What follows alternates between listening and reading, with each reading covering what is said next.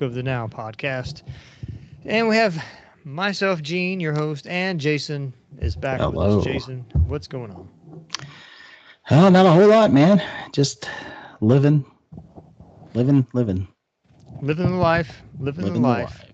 Yep. We haven't been on in a little. I've had to take a few breaks here and there because of life stuff. But how's life going for you? Going well. New job. I mean, it's good. A lot of traffic. But about 2 hours. Yeah, you got a new old job back, didn't you? Yeah, You're 2 back in hours the and shipping 5 business minutes again. to get home tonight. 2 hours and 5 minutes to get home. Oh, is that all? Yeah. Nothing, no big deal, right? Yeah, no big deal. After the 1st of December, I'll be able to go hybrid though. So it'd be like 2 days of 2-hour commutes. 3 days of 2 hours of commute. Yeah. 3. It's better than 5, I guess. It is better than 5. Yes. I feel bad for you. Yeah. I don't feel good for you in that way. Just rub it in, Gene. Yeah. but I'm happy you like your job. But, wound salt. Oh. I'm sad that that's a tough thing, and I know it's true. It's not. I'm trying to show empathy here, not not trying to jab the knife in. Well, it's worth it though. I mean, the job is good, so I'm enjoying it, and yeah, very good. Well, we this episode, I don't know which one I'll put this one at, but there's not many more left till we get to episode 100. Ooh. Jason, and I think I might have a little something special planned for number 100, which might involve kind of doing a group chat, having a few people on that have been on a few times, and then for the tens of fans out there that listen to this podcast, I'm going to be taking a little bit of a hiatus, I think, which will be probably, it could be 3 months. It could be 6 months. Who knows? It could be forever. I don't know. So he's just building his better studio, folks. That's what he's doing. Yeah. Yes, the better studio, the building a better beast. Well, maybe I'll start one in that meantime and have you on, Gene. Jason, if you start one, I don't know. I mean, I don't know how you're going to do it. First off, because you have a computer that runs like it has 3 legs. So, well, 3 legs is better than 2, I guess. Wait, no, it's not. You can probably run faster with. Never mind. My logic broke down. I mean, if you start one, I don't know what I'll do. I might write a letter to. I might write a letter to my congressman or something. I don't know. Just because this podcast started back in 2021, I believe. Yeah. And it's been like 3 years, over 3 years. And I think since 6 months into it, you said that you might start a podcast one day. So the dream has continued. Pressure's on, yes. And I would definitely sit back on your day one of your podcast and just be like, what are we talking about, Jason? Be like knitting, Gene. We're going to talk about crocheting and knitting. Yeah, no. You should be nice that I'm such a nice host because I haven't had you substitute for me at any point in this podcast and just do your own show without me. Oh Lord, yeah. That's too much pressure. I cannot feel the shoes. Yes. Yeah. Hand it over to rank amateurs. I had a guy who you knew in your past. I don't know if you've looked at our catalog lately. Jasonian Institute of World Understanding and Knowledge had Mr. Russell Wall on. Oh wow, Russell Wall! Yeah, he used to live across the street from me when I was a wee lad. Yeah, he's mentioned it, and I had forgotten that you had. Well, I didn't forget that you lived in his neighborhood, but I'd forgotten that you lived across the street from him until he mentioned it. And his stories of you was pretty entertaining, actually. Just of his little anecdote of you living across the street from him.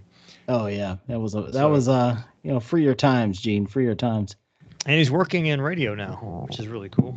Yeah, he's been doing that for a while. Christian radio. Yeah, I love it. It's really good.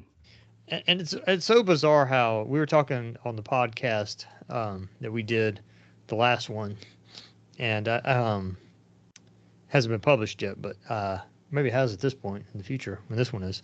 But anyway, he and I went to a church at the same time when but we lads, and that church eventually did the close and move thing, and he, I believe, still went with it, but he still keeps in touch with that same pastor that I met when I was like 10, 11, 12 years old. And I mean, the last time I'd gone to that church, I was probably 14 or 15. And so it's amazing how lives can parallel to each other. Oh yeah. So we'll have to do a joint one time and have a bit of a North Deshong Road, old Annistown Elementary reunion there. Yeah. We discussed my own cousin Scotty that some of the old hijinks that you don't have many memories of him, do you? Oh, I have a lot. We stayed with him. Me and my sister stayed with them after school. Right up until we moved into DeKalb County, okay, which for those listening is a county next door to where we lived. So we stayed with them after school for a long time. Plus, living only a few houses down, he was a good friend too. Back in the long time ago. We're talking. God, we moved out of there in '86, so that tells you those 6 years felt like 20. Well, his his parents divorced shortly after that time period, I think. Yeah.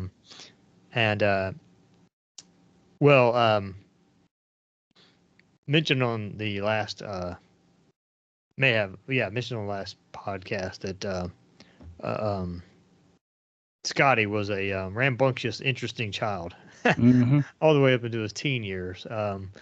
Did you you went to elementary school with him for a little while? Yep. But you did not go to middle school, right?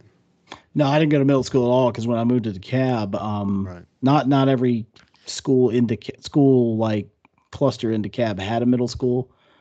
So I went right to Jolly Elementary, and we went there. That was a K through 7. Oh, yeah, you had J High. So we didn't have any.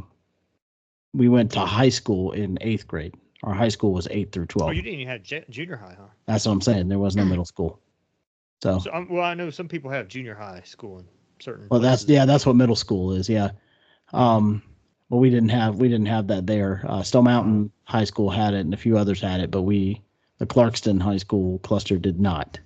I haven't asked anybody that went to junior high in a long time, but I want to say junior high was different than middle school, and that maybe they had like 5th through 8th grade or something like that. It was different, I think, than middle. Really? Because I've always thought of it as 6th through 8th. Yeah. Yeah. But yeah. I could be wrong. I just thought it was another name for middle school. I could be wrong. Oh, so anyway, let me ask you this. Give me a couple of your best stories about Scotty that don't incriminate him, I guess. Well, I mean, it was more that neighborhood. Like we had that whole for lack of a better term, block. And if you drive over there now, the houses look a lot smaller than they did when we were younger. For being ranch houses, they were really small ranch houses. But we had a split level down the road, and it was from Russell being the one that got all the cool toys. And if he's listening to this, he knows it. Who was that? Sorry. Russell did. Russell. Yeah, Russell Wall. Then we had Russell Brown across the street. He had even cooler toys, though, right? Yeah. And I think I've mentioned this before, oddly enough. The last time I drove through there was, a couple years ago, just for memory's sake. And the swing set that Russell Brown had is still behind that house. And we're talking 40 plus years here. And it was a Return of the Jedi swing set with the biker scout, like the speeder bike is one of the swings. And you think about things like that was back in a time when you knew all your neighbors, everybody hung out with each other. Their parents were like your parents. And we had a lot of those times where we would just leave, go ride on our bikes, into the woods. There was a huge ditch behind like my house all the way down through Scotty's and all that. It was like a drainage ditch, and we thought of it as our like big Grand Canyon. Mm-hmm. So there was a lot of that. A lot of playing on the wood pile Did behind. Scotty ever get you into trouble? Let's say that. Not trouble as in like you got in trouble with your parents, but you know what I mean? Like y'all got into a little trouble and nobody knew about it. Yeah. One time, God, it's hard to remember because it was, 40 years ago. My memory, I mean, Gene will tell you, my memory is pretty good. Yeah. But man, anyway. But I remember being behind our house where the ditch was really big. It was between our house and the trailer park, which was behind all of that. Oh yeah, yeah. And we found a bag of suspicious green leafy material. Oh no. Out of a sudden, and I don't know. Oh my gosh. Hey. Who are we looking at? Look at this. Who's this? Oh my goodness. It's Russell. It's Russell Wall, Jason. What's up, man? Man, fellas. I apologize. I'm driving from a dark interstate in Birmingham, Alabama. Please forgive me. Oh, that's all right. That's all right. I sent man. Jason, I sent Russell a message. Told him if he wants to join the chat to say hello to you, he can. Oh man, dude, I haven't seen you. I guess it was since Dudley's funeral, unfortunately. And it's been a long time, and I remember that ditch. Fond of ditch. Yeah, that's funny. We're talking about. I mean, dude, we're talking 4 decades ago. It's a long time. It was. I just thought that was a natural part of life. Who doesn't want to go play in a drainage ditch? It was good. Yeah. That's the place to play G.I. Joe. When you're a kid and they show the commercials, all the kids are like playing in the sand pit or something. Yeah, it's hard to play G.I. Joe on a paisley couch, but you go play the ditch for good to go. Very nice. Oh man, dude. Yeah. Now Russell, you didn't catch this part right before you came on. Jason told me, and you did not mention this, that you had the cool toys in the neighborhood. Is there any truth to that? Yeah. And I had some cool toys, but I think Jason had the better toys because, Gene, I have complained to you before that, for as generous as my parents were, they didn't always know what I liked. So I never had, whenever they bought me like G.I. Joe or Transformers, they always bought me the good guys, which is great, but I never had villains to fight. So I never had Megatron. I never had Cobra Commander. I didn't have anybody to fight but Barbie. So I had to borrow my sister's stuff and fight. But it was good. It was good. I think we're all jealous of everybody else's toys. I remember Jason had Optimus Prime, and I did not have Optimus Prime. If I remember, Jason had the trailer for Optimus Prime, and so I had Transformer Envy of Jason White. And if we'd never taken our toys out of the boxes or opened them at all, we could retire. Jason, was it Russell Brown that had the aircraft carrier? No. Oh, he didn't? No, okay. That was down the road. That was my other buddy Keith Dorton's cousin Ben. Ben had. I don't know that I ever saw that. Okay. He had that USS Flag. Yes. Sweet. But yeah, I mean, I was just telling Gene that I drove through that old neighborhood probably 2 years ago. Yeah. Pretty scary now, of course, but it's interesting how things have changed. So I lived on a corner lot, blue house across the street from what I think was y'all's yellow house all those many years ago. Yeah. But whoever bought our house decided to turn our front sidewalk into a second driveway. So they now park their truck at their front door, and not on a driveway, but on what is really a modified sidewalk. And it is the strangest thing I've ever seen in my life. I was just telling him, we just to get, nostalgic. We all just remember how tight knit that neighborhood was and how you could just like go over to anybody's house at any time. And those were the days, man. I just, Jason, Russell and I talked about how it was way more common back then for people to just adults to sit and chat and talk about life, whether it be out on the front porch. Like we mentioned, my aunt and Vicky, Scotty's mom, would just sit out on that porch and just talk for hours about whatever was on under the sun, you know, and the kids would just sit around and play and listen and play, and I don't think people do that nearly as much anymore. No, they don't. Not as much as they should. Yeah, there's a lot of back patio, not as much front porch. And Gene, we've talked about how when we were kids, there was more chain link fences and you could see activity. Now everybody's got a wooden privacy fence and who knows what's going on anywhere. Right. And I remember at one point, I don't even remember the year, but we moved down the street into the newer part of the neighborhood. Russell's told me this, by the way. Into this massive cedar house that. Yes, it makes me so sad because we were like best buddies and you moved away. And I say, it felt like you moved to Iowa, and it wasn't until later I clocked it, and it's less than a mile. And so I'm not mad at anybody but my mom. That my mom let our friendship kind of wither on the vine. You live less than a mile away, which, I know. I realized I could ride on a bicycle. I'm like, Mom, they're 9/10 of a mile. You couldn't get me in the car and take me to see them.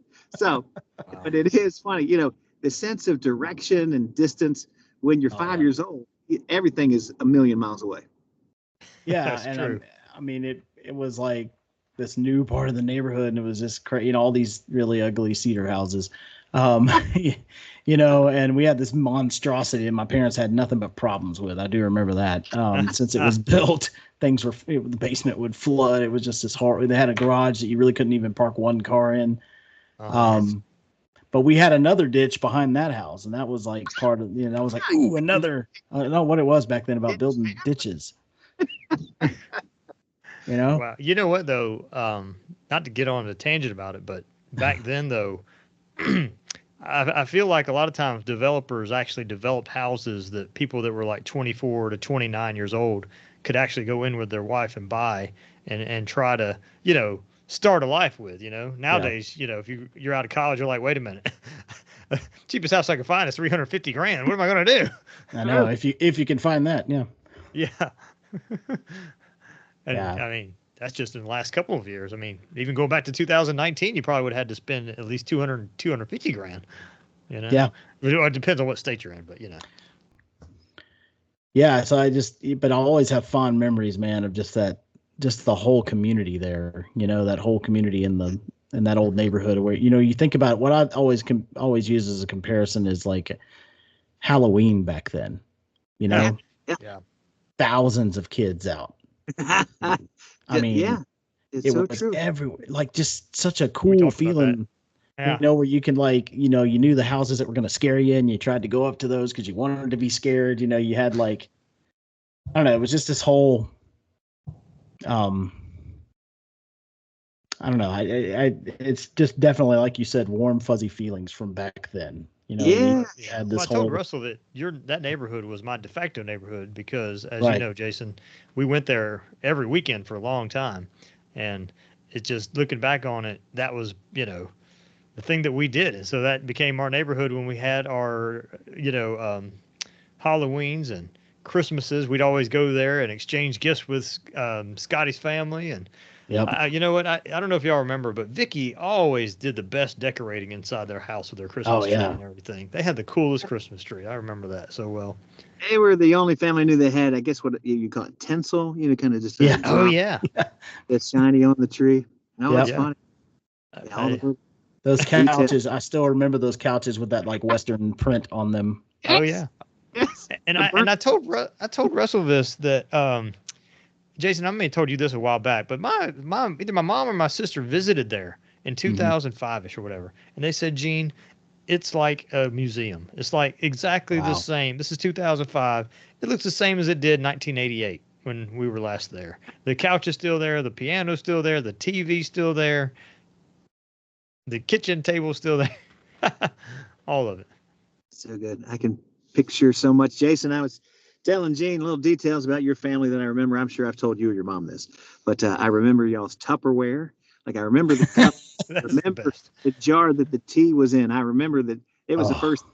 The tea was so good. It was so sweet. And growing up, my mom, they just always put lemon flavoring in the tea. So if ever it's lemon flavored, and y'all were the first family that didn't have lemon. I'm like, this is the way it's supposed to be. And so I can still taste the Jason White family tea. Oh, so good. So good. So yep. good. Out of that, I know that exact Tupperware picture you're talking about. It seems like everybody had it with a little pull tab on top, with like suction kind of. Oh, perfect. Yeah. You know what's funny is you see those things in like Goodwill, and like I've seen them in antique malls now. Yeah. And it's like those things are still holding up, you know. I can't imagine buying an antique mall Oh, tea wow. pitcher and using it. You know, but I'm just saying, Fantastic. like it was either orange or brown or something. Yeah. Yeah, a lot of Who earth. was the guy? I was trying to remember the name of the guy that lived up the hill from me. Chris Chris, Reynolds. I remember Chris. Chris. He used to spend the night when I would spend the night with Scotty sometimes. Yeah, tall Chris guy. Reynolds. Yeah. Yeah, I remember. We had a sleepover spend the night party one time, and it was me and Scotty and Chris and maybe my cousin Brian. I don't remember, but we were all sleeping on the living room floor watching TV, probably watching Star Wars or something. And it was like 12:30 at night. Everybody was asleep and we were on the floor. And I don't know why Chris was spending the night, because he was like, what, 3 years older than us or something? I don't remember. Yeah. Sure. Yeah. Anyway, we heard this huge knock on the like door. It's like pow, and we were like, "What was that?" And like, you know, I mean, we were like 8 or 9, so we were scared, you know. But I just remember him saying, "Y'all never go to the door. Somebody knocks like that." It's just the little things that I was telling Russell that I can remember in such detail, like Scotty's Pac-Man bedroom and stuff. You know. Oh my gosh, yeah, the Pac-Man sheets. Yeah. Yep. But nothing will replace those, like when you're really that young and you have no worries other than, you know, I'm gonna go build a fort. There's woods. There's endless woods. Like behind our house that we lived in further down the road, there was a lot of woods. So much that I got lost one time. I remember in those woods. But no, it was that time frame. You know, we watch things like Stranger Things and we think that was us. That was us. Get on your bike and just ride all over the place. Just go. Yeah, Just go. and it was From my childhood, like it felt as though you could make a mistake and it not be held against you forever. So I wasn't very bright. I just have a lot of BB gun stories, and I told a couple of them. This other one that I would stand out in front of my front yard. So our neighborhood backed up to a trailer park, just the corrugated tin, you know, just metal trailers, kind of like you'd have like a expansion classroom at school.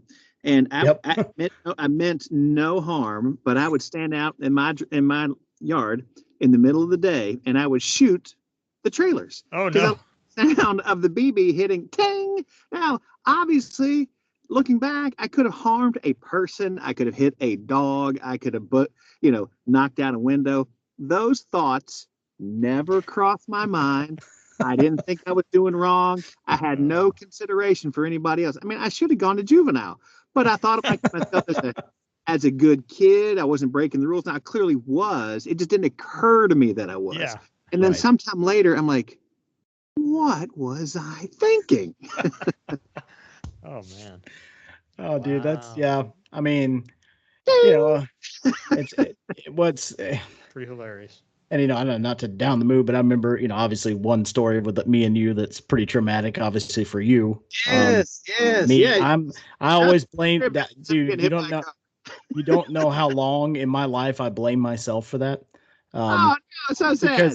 Because well, just as a kid, you know, in your mind, you're thinking, I'm the one that called him over, because that's what you used to do. You just, randomly yell out your door for your friend and they would come. That was our intercom. Come on over. Yeah. And so I did, and, you know, Russell gets hit by a car, and I mean, it's still vivid in my mind, obviously. I don't know that I know about this detail. Did you see it happen? Yes. Oh, that's not traumatic at all. Terrible. Oh, I'm so sorry. Well, you know, it's not really your fault. But that's bad. What's crazy is I don't remember the pain of the strike, but I remember the heat of the pavement, because it was kind of late on a hot summer's day. And so I'm there on the blacktop. I'm there on the road and just cooking. So the shock of the pain of breaking my legs, I don't remember, but just laying there just in the, I think it was like July of that summer. And it's so hot. It's probably 5 or 6 in the evening, but it was hot. Hot. Well, I just, my mom and dad were always like, you want to go see Russell? I'm like, no, I don't want to go see him when he's in the cat, because I felt so horrible. I was like, it's my fault. Well, what's funny is, and my mom can tell you that, or my dad could have told it even better if he was still alive. But my and we can talk about this because obviously been decades, but still traumatic. But I walked into the house, and I just looked pale at my dad, and I said, "I'm never going to see Russell again." Oh, so sorry. As a little kid, your brain, how that works. And my parents went, "Oh no," and they went and ran and got your parents, and that's I couldn't imagine Jason, being. Go find a futon or something. Let's lay down and let's have a therapy session here. Well, as a little kid, you have that little, your world is just like, whoa, wait, what? Huh? What? That's our. Just got squished by a Buick. Yeah, no. Well, and we never think about it, but that street was like a freaking. I mean, people would fly down that street because it was just, there were no speed bumps. You just down that. Kids at play. Who cares? Yeah, I mean, that was our playground. So if I can tell this story too. So I was almost 5 when that happened. And then a couple of years later, at some point you think you'd learn your lesson, but I almost got hit the second time because I was riding my bike. That didn't stop at the stop sign. But this one time I could have gotten hit 3 times. So the one time I was on a bike and I went right in front of somebody. The guy jumped out of his truck and he just gave me the what for, and rightly deserved. Okay. But the one time a couple of years later, I'm playing with like a G.I. Joe toy. They're at the curb. I shouldn't have been. Why am I right at the road? It's so dumb. I've already been hit by a car once. I'm trying to do it again. And a car comes by. I'm playing with like some kind of tank or something. And a car comes by and is so close to me, it hits the toy that I am holding. Get out of the road. What am I doing in the road? I was always. It might have been a sign back then, the Lord telling you, Wow. Go back to the. You and black tops. No. Yes. Get away. I think that people just didn't care as much back then or something. Yes. Yeah. What am I doing? Right. Just could they, isn't once enough? Would they just. Russell, you reminded me of a story. My cousin Brian that lived on the other side of that neighborhood. I remember he had a big hill that came down toward his house. And he and I would get our bikes and go up to the top of that hill and just race down it as fast as we could when we were like 10, 11, 12 years old. No helmet, no nothing. Oh, no. I probably could have done a Superman 20 times and just, cut a big gash in my head for all I know. It was that hill. It was because I know where he lived. It was that hill that I came down on my bicycle. And I just screaming past the stop sign. It went right in front of an old white-haired fella who was driving some kind of white work truck, and I should have gotten creamed. And he just came after me, but again, should have. So I was scared of him for the next number of years. But honestly, he spoke to me in a way that I needed to be spoken to, because it would have not only possibly ended my life, it could have messed up his life. So.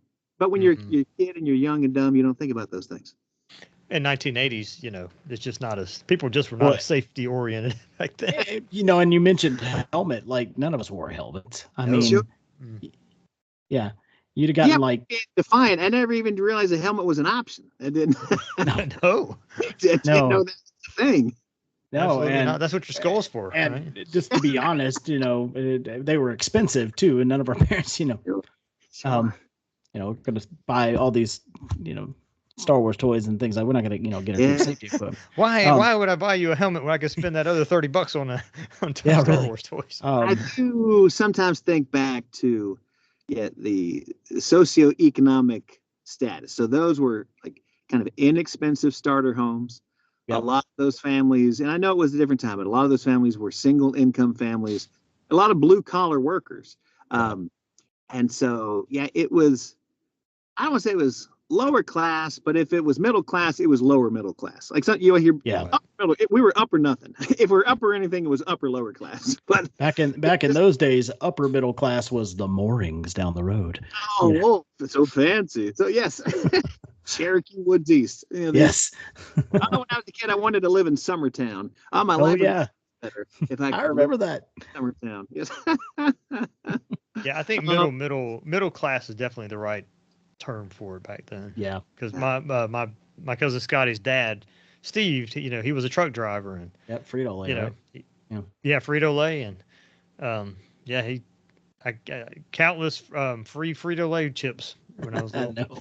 From that guy. That was the best snacks: Frito-Lay, Little Debbie. They always had soda at the house. And then my dad worked for Colonial Bread, but that doesn't compare to Sunbeam. Always had these great snacks. And I'm like, hey, y'all want some white Colonial Bread? So I would come home and I would tell them we'd have tuna fish at Scotty's house on Sunbeam bread. I'm like, Dad, it tastes so good.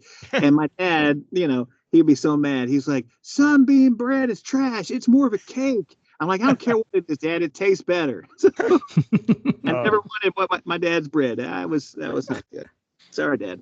Sorry about that. So I can't credit Scotty and his dad took me to my first ever baseball game in 1987 to see the Braves play. So there you go.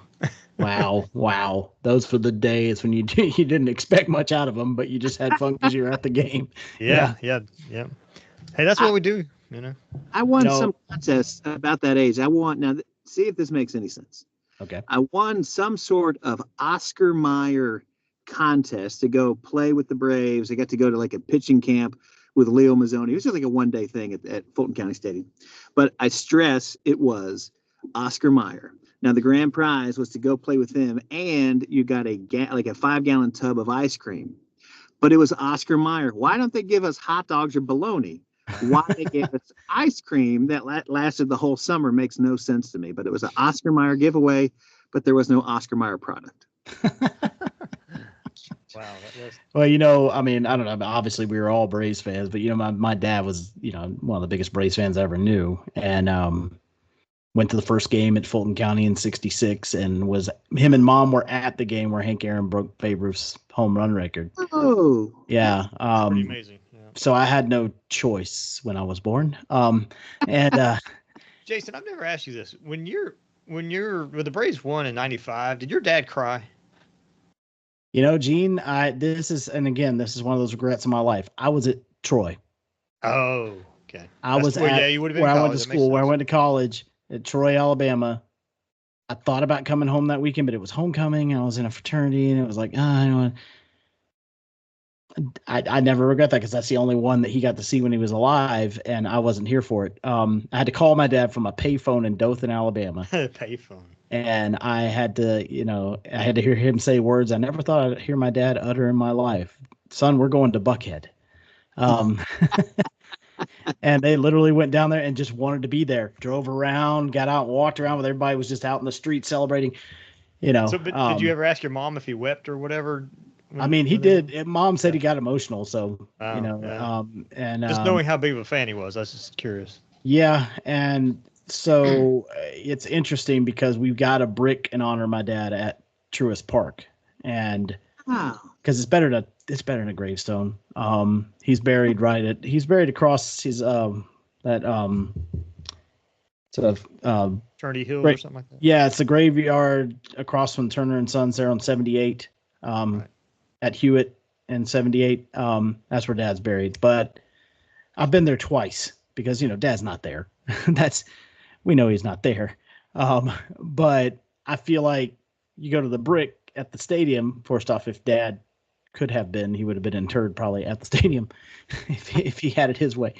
But my nephews who never met him, my sister's 2 boys, when we got back from our honeymoon, they were still here. So I went with them to the stadium and we got to get their pictures around them like sitting at Dad's brick.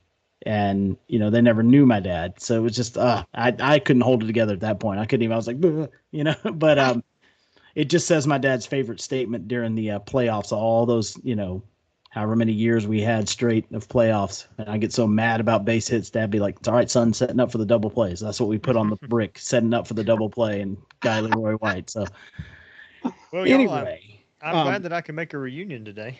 Yeah, no, seriously. It's just, I've seen Russell throughout life every now and then, but it's been, a couple decades in between here and there. It's what's funny is, we for all the stuff we don't like about social media and all that, it's the only way I know how people are doing right now. Sure. At least that part of it is good. Well, yeah, back in like 2000 or 1998, if you hadn't seen anybody in 10 years, you'd be like, hey, have you ever heard how Jimmy John was doing down the street? Right. Well, fellas, thank you both. Thank you for letting me crash the podcast. No, Anytime, dude, that's Russell. awesome. Yeah. It's good to see you. Good to talk to you, man. Absolutely. Yeah. Y'all be well. We're going to Will wrap do. it up. Have a good one. See you now. All See you, right. buddy. Well, Jason, there you go. Wow. And I That hope you was- enjoyed that. that's about as That's what blast- we do. I'm sorry. That's what we do here at Talk of the Now. We have reunions. No, thanks. That was great. Oh my gosh. Anyway, well, hey, let's shut it out. Any final thoughts, Jason? Nope.